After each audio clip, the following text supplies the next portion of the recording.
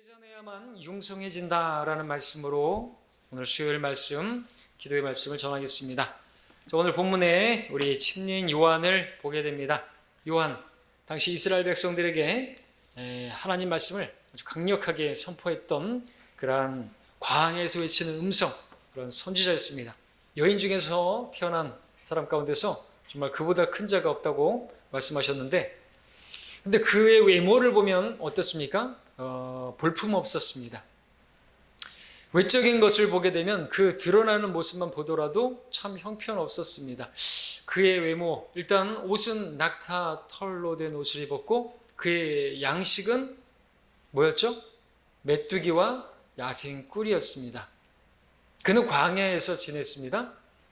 그것은 무엇을 우리에게 보여주고 있습니까? 우리 이번 주일에 봤던 것처럼 침례인 요한은 먹고 살기 위해서 존재하던 사람이 아니었던 것이죠. 먹는 것이나 입는 것이나 거하는 곳이나 의식주가 다 꽝이었네요. 그러고 보니까 메뚜기가 뭐예요? 메뚜기가 야생꿀? 꿀은 뭐 괜찮은가요? 메뚜기가 뭐예요? 메뚜기가. 그리고 광야에서 지내고 옷은 낙타옷을 입고 의식주, 그러니까 필요한 것만 하나님께서 제공해 주신 것이죠. 그는 필요를 위해서 존재했던 것입니다. 그의 원함은 뭐 있었겠지만 그의 원함으로 살지 않았던 것이죠. 자, 근데 그에게 무엇이 있었습니까? 하나님 말씀이 있었습니다. 하나님 말씀이 그에게 비쳤습니다. 자, 그에 따라 오랜 어둠 가운데 거하던 이스라엘 백성들이 요한이 접한 하나님 말씀으로 빛을 받게 되었습니다. 광야로 그에게로 나왔습니다. 그 말씀을 통해서 빛을 보았습니다. 침례인 요한은 이스라엘 백성들에게 강력한 영향력을 미친 그러한 인물이었습니다. 온 유대, 갈릴리, 요단 주변의 사람들이 그에게로 나와서 말씀을 들었고 회개했고 그에게 침례를 받았습니다. 자, 그런데 우리 본문 위에 26절을 보십시오. 요한의 제자들이 온 것입니다. 그들이 요한에게 와서 말하기를, 라피여, 보소서, 요단강 건너편에서 당신과 함께 계셨고 또 당신이 증거하신 그분께서 침례를 주시니 모든 사람이 그분께로 가나이다 라고 말합니다. 지금 요한의 제자들이 말한 그분은 바로 예수 그리스도시죠. 자, 지금까지 침례인 요한은 예수님을 증거했습니다. 근데 지금 요한의 제자들이 뭐라고 요한에게 말하냐니까 모든 사람이 그분께로, 예수님께로 간다고 말하고 있는 것입니다. 근데 뭐가 잘못된 것입니까? 사실 하나도 잘못된 게 아니죠. 왜? 요한은 그분을 증거하는, 그분께로 사람들을 인도하는 그 역할을 했지 않습니까? 그러니까 당연한 게 아닙니까? 그분께로 가는 것을 이상하게 생각할 게 아니라는 거죠. 근데 지금 요한의 제자들은 어떤 것이에요? 마음이 불편한 것입니다. 시기하는 마음이 있었겠죠? 자기들은 지금 요한을 따르고 있는데, 그리고 요한의 증거로 지금 많은 사람들이 모였었는데, 그 세력이 커지고 있었는데, 예수님께로 많은 사람들이 가고 있었던 것입니다. 그리고 예수님의 제자들이 사람들을 침례를 주는 것을 보게 된 것이죠. 마음이 불편했던 것입니다. 그러면 안 되는데. 자, 그때 요한이 그들에게 뭐라 그랬습니까? 27절에서 다음 절은 요한이 대답하여 말하기를, 하늘에서 주신 것이 아니면 사람은 아무것도 받을 수 없느니라. 명언이죠. 구구절절이. 예. 이것은 무엇을 보여줍니까? 침례인 요한이 그동안 하나님의 말씀을 전할 수 있었던 것은 주님께서 자신에게 말씀을 주셨기 때문이라는 것이죠. 지금까지 요한이 사람들에게 어떤 영향력을 끼쳤다고 한다면 그것은 주님께서 그 자신 안에서 강하게 역사하셨기 때문에 그랬다라는 것이죠. 하나님께서 그 모든 것들을 자기에게 주셨기 때문에 그런 일들이 있었다는 것이죠. 요한의 말은 그동안 사람들이 자기에게로 모인 것은, 자기를 따랐던 것은 하나님께서 그들을 자신에게 주셨기 때문이지 자신의 어떠함 때문에 그들이 모였고 그렇게 자기를 따랐던 건 아니라는 것입니다. 우리가 이것을 알아야 됩니다. 특별히 설교자들, 목회자들부터 시작해서 반드시 알아야 되겠죠. 교회 사람들이 더해졌다? 자기가 잘해서? 아니죠. 주님께서 주신 것이죠. 여러분들도 마찬가지입니다. 복음을 전해서 구령을 했습니다. 많은 혼들을 이겨왔습니다. 그때 우리가 고백해야 될 건 뭡니까? 하나님께서 다 주신 것이라고 진실로 고백할 수 있어야 되는 것입니다. 그렇지 않으면 문제가 생기는 것입니다. 내가 높아지려고 하는 마음이 생기는 것이죠. 요한의 제자들처럼 어떤 시기하는 마음이 생길 수도 있는 것이죠.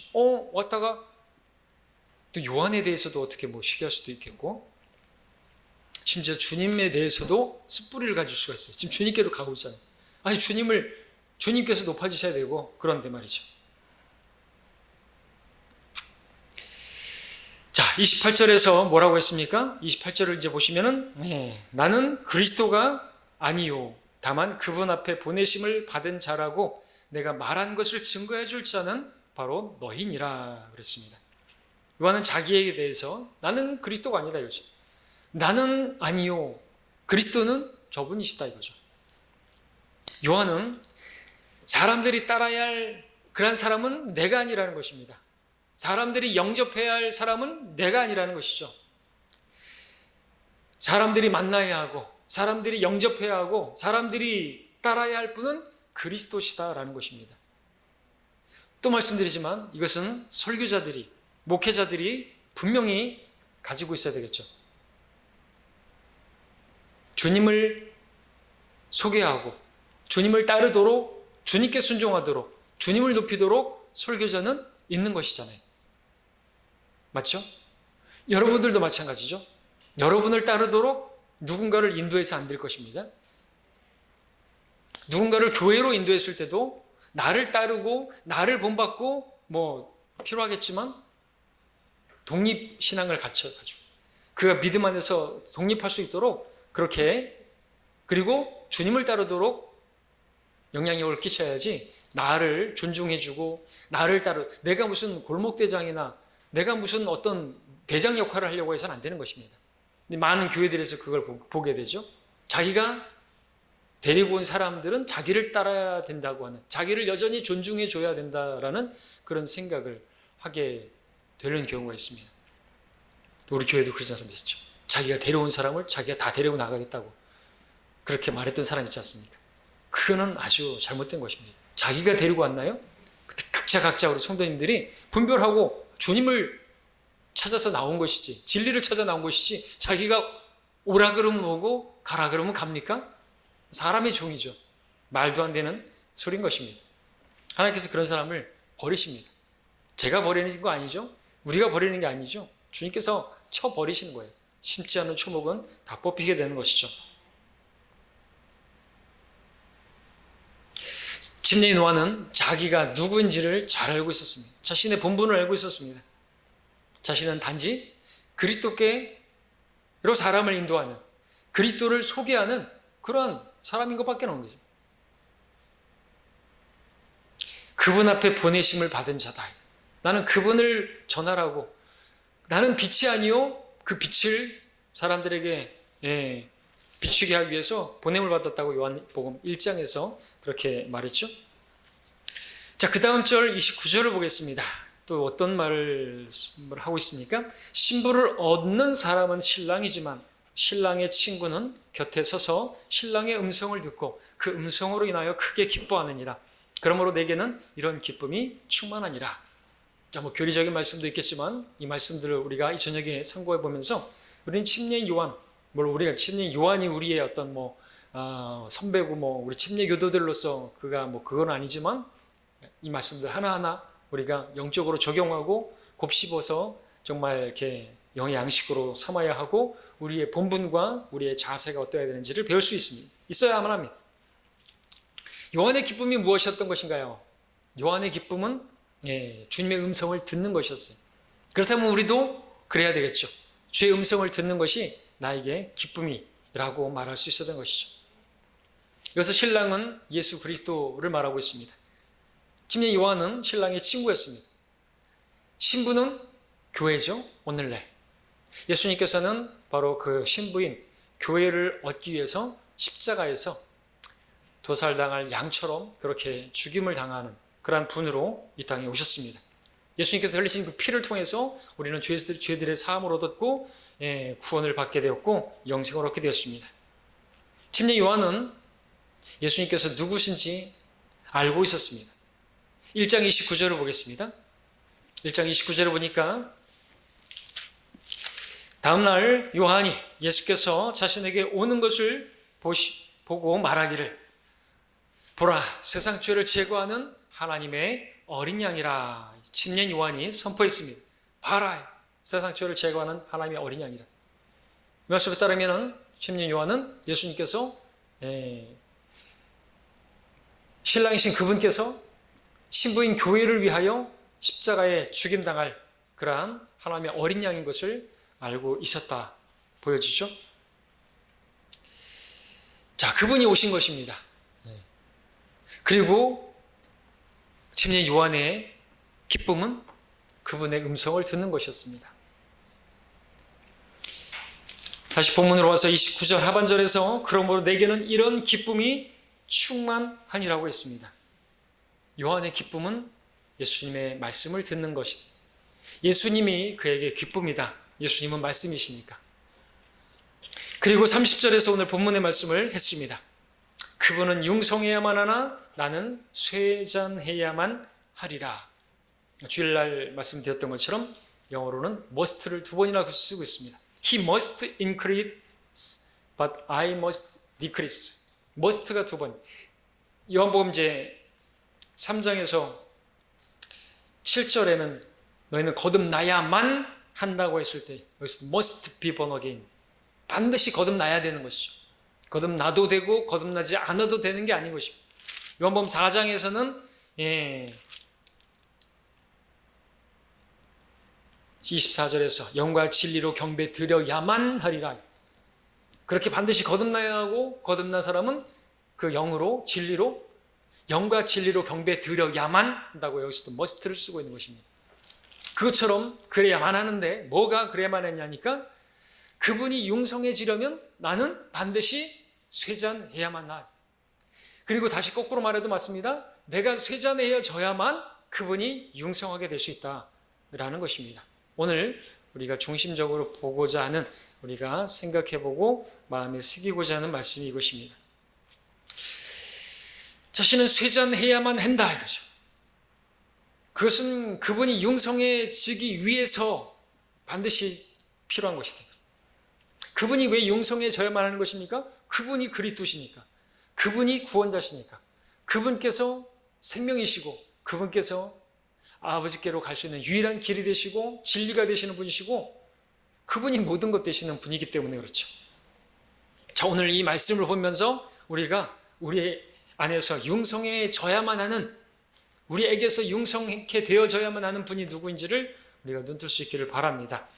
왜냐하면 우리도 요한의 제자들처럼 우리 자신이 융성해지고, 다시 말해서 우리 자신이 강해지고 높아지고 그런 마음을 보기 때문에 그렇죠. 내가 높아지는, 내가 강해지는, 내가 드러나는 그런 마음이 우리에게 있습니다. 높아지고자 하는 마음, 사람들이 나를 주목하기를 바라는 마음, 나를 따르기를 바라는 마음, 나의 말을 들어주는, 내가 말하면 동조해주고 나를 따라주는 그런 마음이 있습니다. 근데 내 말을 들어주지 않으면 마음이 상하고, 사람들이 나를 주목하지 않으면, 나를 따르지 않고 나를 높여주지 않으면 마음이 불편해지는 그런 마음이 있어서는 안 되는 것입니다. 우리는 주 예수 그리스도께서만 높임을 받기를 원한다고 고백해야 되는 것이죠. 자, 27절을 다시 한번 보겠습니다. 하늘에서 주신 것이 아니면 사람은 아무것도 받을 수 없느니라고 했습니다. 우리 마찬가지입니다. 우리가 지금 가지고 있는 것이 누가 주신 것입니까? 다 하늘에서 하나님께서 우리에게 주신 것이에요. 그분께서 우리를 이 땅에 태어나게 하셨습니다. 그분께서 우리의 생명을 지금 우리의 호흡을 붙들고 계시는 것입니다. 놓으시면 끝나는 거예요. 숨을 거두어 가시는 분은 주님이신 것이죠.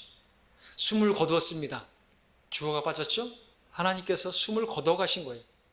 그러면은 그는 흙이니 흙으로 돌아가는 거예요. 그래서 돌아가셨습니다가 되는 것이죠. 뭐가 빠졌어요? 다 하나님께서 그렇게 하신 것인데 그 빠지는 거 사람들은 그걸 빼먹는 거예요. 하나님께서 하시는 겁니다. 하나님께서 다 주시는 것이고 하나님께서 빼앗아 가시는 분도 하나님이시고 주시는 분도 하나님이신 것입니다. 우리가 살 수 있는 환경들을 주신 분도 우리의 삶을 영위할 수 있는 우리의 건강을 주신 분도 우리가 직장에서 일할 수 있는 또 사업할 수 있는 사업장을 주신 분도 주님이시고요. 그야말로 하나님께서 주시지 않는 것은 아무것도 없는 것입니다. 모든 것이 하나님께로부터 온 것입니다. 인정할 수 있어야 되는 것입니다. 그렇지 않으면 빼앗아 가신 분도 주시니 이 고백을 할 수도 있잖아요. 주신 분이 주시라고 고백하지 않는다면 말이죠. 자, 모든 것을 주님께서 주셨습니다. 그러므로 우리는 자랑할 게 아무것도 없습니다. 구원도 우리의 행위로서 얻은 것이라면 우리에게 자랑할 것이 있을지 모르겠지만 믿음으로 말미암아 은혜로 구원을 받았으니 그것은 하나님의 선물이요 행위에서 난 것이 아니니 아무도 자랑하지 못하게 하려 하십니다. 자랑할 게 없습니다. 우리가 무엇을 했습니까? 어떤 영적인 뭔가를 깨달았습니까? 그것도 성령께서 깨닫게 하신 것이고 어떤 계시가 있습니까? 성령께서 해주신 하나님께서 해주신 것이고 내가 어떤 사람에게 덕을 끼쳤습니까? 어떤 사람을 내가 세워줬습니까? 어떤 사람이 믿음 안에 바로 서는데 내가 쓰임 받았습니까? 다 누가 한 거예요? 하나님께서 나는 그냥 도구일 뿐이죠.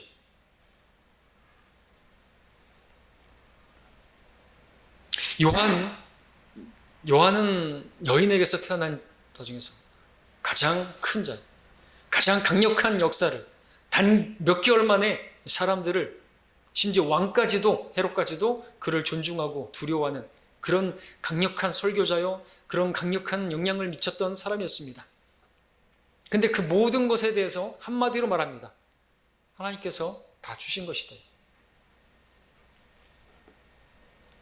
우리도 말해야 되는 거죠. 내가 어떤 능력이 있고 어떤 은사가 있고 어떤 재능이 있고 어떤 힘이 있고 다 뭐예요? 그분이 주셨다 이거죠. 우리가 자랑할 수 있는 것은 아무것도 없어야만 하는 것입니다. 그래서 우리는 나는 아니요 그리스도만. 그러려고 하나님께서 우리를 선택하신 것이죠. 하나님께서 세상의 천한 것들과 멸시받는 것들을 선택하신 것은 없는 것들로 있는 것들을 쓸모없게 만들려 하심이라. 그러야 아무 육체라도 그분의 면전에서 자랑하지 못하게 되리라. 그러나 너희는 그분께로부터 나서 그리스도 예수 안에 있고 주께서는 하나님께로부터 나셔서 우리에게 지혜와 의와 거룩함과 구속이 되셨으니 기록된 바 자랑하는 자는 주를 자랑할지니라. 오늘 우리는 누구입니까? 28절에서 요한은 자신에 대해서 말하기를 그분 앞에 보내심을 받은 자다라고 말을 했습니다. 그는 그분을 증거하라고 보냄을 받은 자였습니다. 오늘 우리는 그분 뒤에 보냄을 받은 자죠. 요한은 그분 앞서 보냄을 받은 자고 우리는 그분께서 행하신 그 모든 일들을 다 이루시고 가신 다음에 그분 뒤에 이제 우리는 그분에게서 보냄을 받은 자로 있는 거예요. 그러니까 우리는 누구를 드러내야 돼요? 누구를 전해야 돼요? 누구를 자랑해야 돼요? 누구를 높여야 돼요? 그리스도. 우리는 누구를 위해서 존재하는 것인가? 그리스도를 위하여. 사나 죽으나. 그 모든 사람을 위하여 죽으신 것은 산자들이 이제 더 이상 자신들을 위하여 살지 않고 자신을 위해 죽었다가 다시 살아나신 그분을 위해 살게 하려 하십니다. 그분 목적으로 그분을 위해서 살게 하시려고 그분을 위해서 죽게 하시려고 우리를 구원하셨다고 말씀하십니다. 그러니까 살든지 죽든지 늘 그리스도께서 내 몸 안에서 높임을 받게 하려 하십니다. 그래서 바울에게 있어서는 살고 죽는 게 문제가 아니었습니다. 햄릿 같은 경우에는 사느냐 죽느냐 그것이 문제로다. 이쪽 저쪽 다 싫은데 회의적인 염세적인 그런 고백을 했지만 바울은 둘 다 긍정적. 죽는 건 더 좋고 살아도 교회를 위해서 사니까 섬길 수 있는 좋은 것이죠. 그런 아주 영적이고 긍정적인 그런 고민을 했던 사람입니다. 자, 우리는 바로 우리를 위해서 살지 않습니다. 우리를 위해서 죽었다가 다시 살아나신 그분을 위해서 사는 사람이라고 말하고 있습니다. 그렇다면 나를 통해서 그분이 나타나야 합니다. 나를 통해서, 내 몸을 통해서 그분이 전달되어야 됩니다. 그래서 나를 통해서 사람들이 구원받고 사람들이 영생을 얻을 수 있어야 합니다. 자, 다시 한번 29절을 또 한번 보겠습니다. 신랑의 친구는 곁에 서서 신랑의 음성을 듣고 그 음성으로 인하여 크게 기뻐하느니라. 그러므로 내게는 이런 기쁨이 충만하니라. 자, 다시 한번 생각해 보시죠. 오늘 우리의 기쁨은 무엇입니까? 여러분, 무엇이 있으면 기쁩니까? 그래서 무엇을 위해서 여러분들이 시간을 사용하고 있습니까? 우리의 기쁨은 예수 그리스도이십니다. 주를 기뻐하라. 사도 요한은, 침례인 요한 말고 사도 요한은 요한일서 1장에서 그분과 교제하면 기쁨이 충만하게 된다 그랬습니다. 침례인 요한은 지금 그분의 음성을 들으면 자기는 기쁨이 충만하다고. 내게는 이런 기쁨이 충만하니라. 사도 요한은 요한일서 1장 3절 4절에서 우리가 보고 들은 것을 너희에게 전함은 너희도 우리와 교제를 갖게 하려는 것이니 참으로 우리의 교제는 아버지와 그의 아들 예수 그리스도와 함께하는 것이라. 우리가 너희에게 이런 것들을 쓰면 너희의 기쁨이 충만케 되게 하려 함이라. 주님과 교제를 갖는 기쁨이 충만한 기쁨이고 그것이 복되고 참된 기쁨이죠. 세상이 주는 세상의 것들의 기쁨은 헛것이에요. 절대로 참된 게 아니죠. 사마리아 여인이 우물가에서 매일같이 계속해서 그 우물에서 물을 퍼서 길러 마시지만 그때뿐이다 이거죠. 그러나 주님께서 주시는 물을 마시면 어떻게 해요? 영원히 목마르지 않으리라 그랬어요. 우리가 주님과 교제하면 그것이 참된 것이고 그것이 헛되지 않은 것이죠. 세상에 주는 물은 그때뿐이에요. 세상적인 즐거움은 그때뿐이죠. 세상적인 어떤 코미디, 개그 그런 거 보면서 즐거워하고 웃는 거 그 그리스도인들이 누릴 게 아니죠. 그건 천박한 것입니다. 그때뿐인 것이고 가식적인 것이고 억지적인 것이고 아무것도 아니에요. 그건 참된 게 아니에요. 그건. 그런 걸 쳐다볼 게 아니라는 것이죠. 다른 어떤 것도 마찬가지. 내 눈을 즐겁게 하고 내 귀를 즐겁게 하고 그런 것들 그때뿐인 거예요. 그때뿐이에요. 계속 거기에 매달리면 안 되죠. 계속 끌려가면 그건 죄의 종료로 타는 것입니다. 참된 것이 아닌 것입니다. 그래서 계속 퍼마셔도 목마른 것처럼 그것은 절대로 채워지지 않는 만족을 줄 수 없는 것임을 알아야 되는 거죠. 우리가 솔로몬처럼 누리지 못하잖아요. 그렇게 많은 것을 누려봐야 헛되고 헛되니 영의 고통일 뿐이고 그거는 비참한 것입니다. 결국 하나님 떠나게 만드는 것이죠. 하나님 떠나가지고 솔로몬 어디 갔을까요?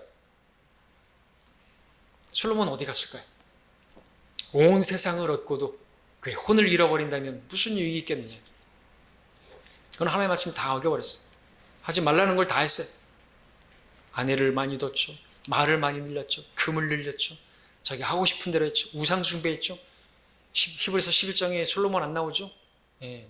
심지어 삼손도 나오고 그러는데 브라카 목사님은 그로 인해서 솔로몬은 지옥 갔을 것이다.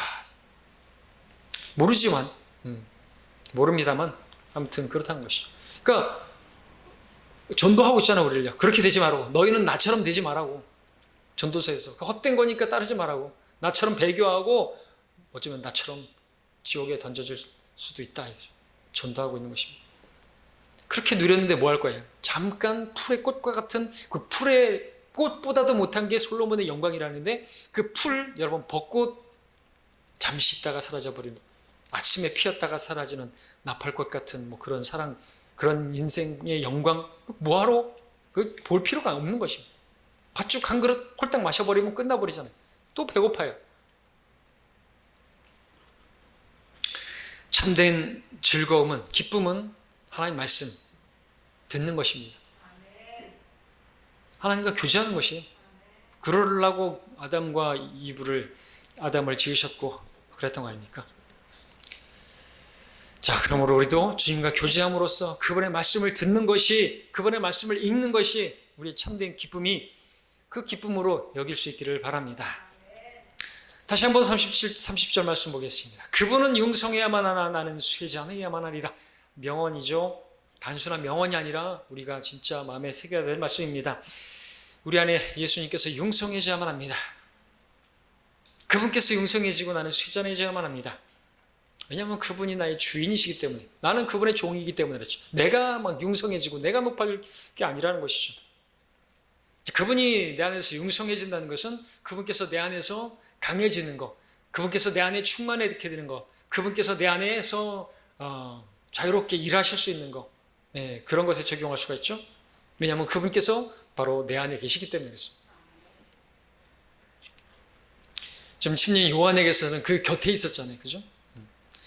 그분은 지금 우리 안에 계시기 때문에 우리 안에서 이제 융성해져야 되는 거죠. 그분이 내가 막 높아지는 것이 아니라 그분이 내 안에서 강하게 능력 있게 드러나시기를 바라고, 우리는 그러면 나 자신은 약해져야 되고 나는 감춰져야만 하는 것입니다. 자, 이제 우리 함께 고린도후서 12장을 가서 보겠습니다. 고린도후서 12장 7절입니다. 여기 또 한 명의 위대한 말씀 선포자가 있었으니 그는 사도 바울. 그 외모도 보면 별거 아니었어요. 역사에 따르면 대머리고 매부리 코고 그는 외적으로도 헐벗고 굶주리고 그렇죠? 먹고 살기 위해서 사역하지 않았습니다. 잘 먹고 잘 사는 것, 웰빙이 그의 삶의 목적이 아니었습니다. 근데 위대한 하나님 말씀의 선포자였죠. 고린도서 12장 7절에 지극히 위대한 계시들의 풍성함으로 인하여 내가 자고하지 않도록 육체의 한 가시 즉 사탄의 사자를 내게 주셨으니 그가 나를 쳐서 자고하지 못하게 하려 함이라. 자, 이게 말을 하고 있는 바울, 크게 쓰임받았던 위대한 사역자였습니다. 7절에서 보는 것처럼 그는 지극히 위대한 계시들의 풍성함을 받았던 사람이었습니다. 하나님 말씀이 그에게 비춰졌습니다. 아라비아로가 3년간 주님과 교제하면서 신약의 교리를, 그 계시들을 받았습니다. 이전 시대들에는 감춰졌던 그 계시가 그에게 열렸던 것이죠. 풍성하게 비춰졌습니다. 바울은 사람들에게 주님의 그 계시들을 전함으로써 사람들을 구원했고 또 세웠고 성장시켰습니다. 그런 사도 바울. 그런데 말입니다. 그런 그에게 고통이 있었습니다. 육체의 가시라고 불리는 괴로운 것이 그에게 있었습니다. 그것은 주님께서 허락하신 것이었습니다. 바울은 그것을 원치 않았습니다. 그러나 필요하니까 주셨죠. 바울의 원함은 뭐였습니까? 8절에서 이를 위하여 3번이나 그것을 내게서 제거해달라고 주께 간구했습니다. 바울의 원함은 그것을 뽑아주시는 것입니다. 제거해 주시는 것입니다. 이 고통을, 이것을 제거해 주시는 것입니다. 주님은 그것이 필요하기 때문에 허락하신 것입니다.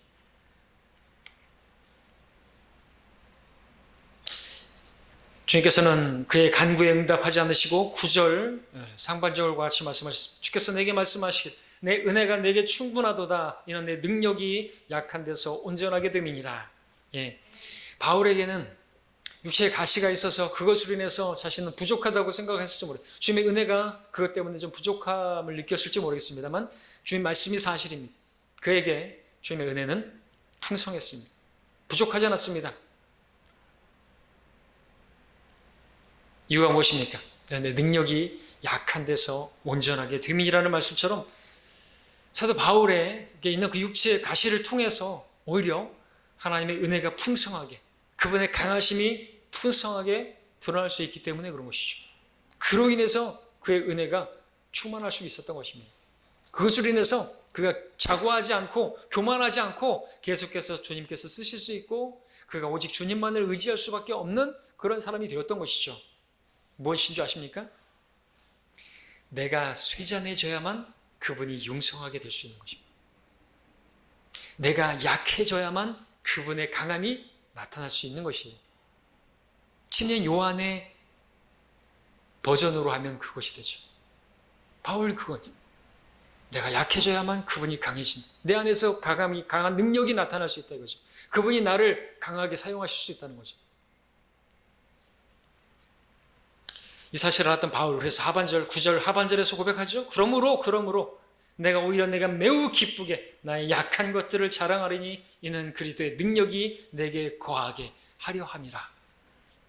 이 말씀을 들었을 때 바울은 무척 매우 기뻐했다고 했습니다. 주님의 음성을 듣는 것이 또 기쁜 것이죠. 오늘 여러분들도 이 주님의 음성을 듣고 기뻐하셔야 되는 것입니다. 여러분에게 약함이 있습니까? 여러분에게 고난이 있습니까? 고통이 있습니까? 이 문제가 있습니까? 이것만 해결해 줬으면 하는 그것이 있습니까?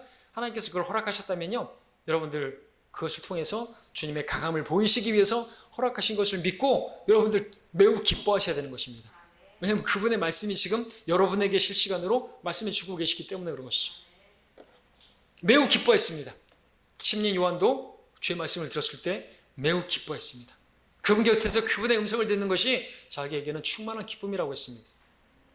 지금 바울도 매우 기뻐했습니다. 매우 기쁘게 그것을 자랑하겠다고 말하는 것이죠. 비록 자신이 육체의 고통을 겪을지라도 자신의 약함을 통해서 그분이 강하게 되실 수 있고 그분의 강함이 나를 통해서 드러나실 수만 있다면, 그래서 10절은 말합니다. 그러므로 내가 그리스도를 위하여 약한 것들과 모욕과 궁핍과 박해와 공경을 기뻐하노니 이는 내가 약할 때 곧 내가 강하기 때문이라. 내가 약할 때 곧 내가 강하기 때문이라. 정말 위험한 게 언제 줄 아십니까? 내 육신이 강하고 내 육신에 어떤 질병도 없고 내 육신에 어떤 불편함도 없고 등 따스고 배부를 때 제일 위험한 것입니다. 사실은 배 두드리고 있을 때 주님 필요 없어요. 배교하는 거, 타락하는 것은 이제 시간 문제인 겁니다. 지금 그래서 이스라엘 백성들이 그랬잖아요. 가나안 땅에 들어가가지고 자기들이 잘나서 그것을 누리는 줄 알고 그러다가 쫓겨나고 말았지 않습니까?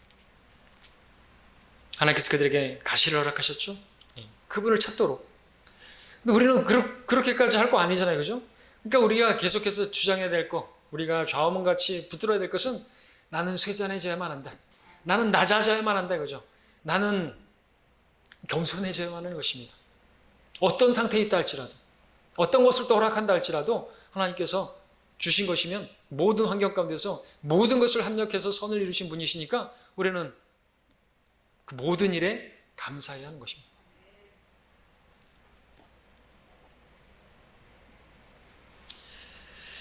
자, 그렇다면은 침례인 요한이 말했던 것처럼 그분이 융성해지려면 나는 쇠잔해져야 된다. 그분이 강해지려면 나는 약해져야 된다.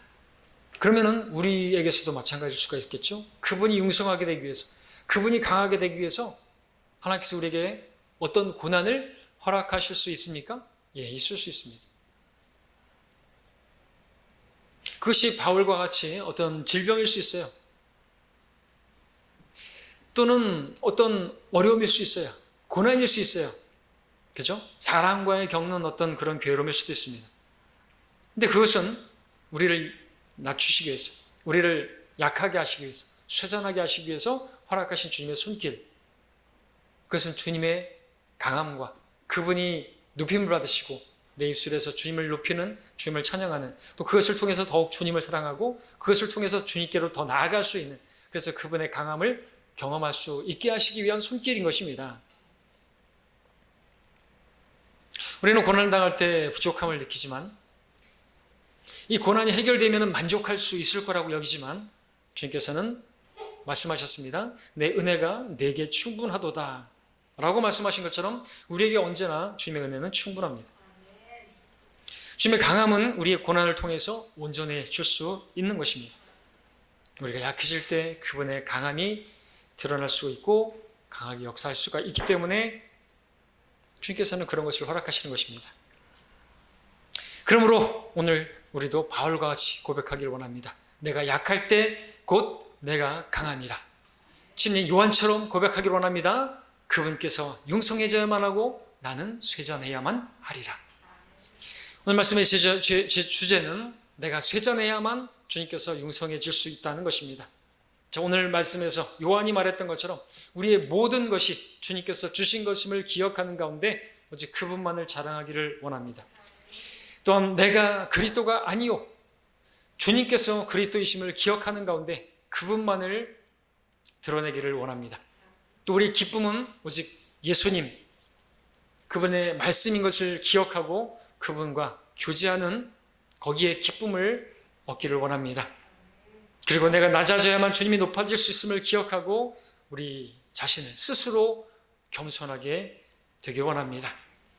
혹 주님께서 나를 겸손케 하시기 위해서, 나를 낮추시기 위해서 어떤 고난이나 고통이나 질병을 허락하셨다면 그걸 통해서 주님 능력이 얼마나 대단한 것인가, 강하신 것인가를 보여주시기 위해서 허락하신 줄로 믿고 우리도 고백하기를 원합니다. 내가 약해져야만 주님이 강함이 나타날 수 있다. 내가 쇠잔해져야만 그분이 융성하게 될 수 있다. 내가 약해져야만 그분이 강해질 수 있다 라고 말입니다. 기도하겠습니다.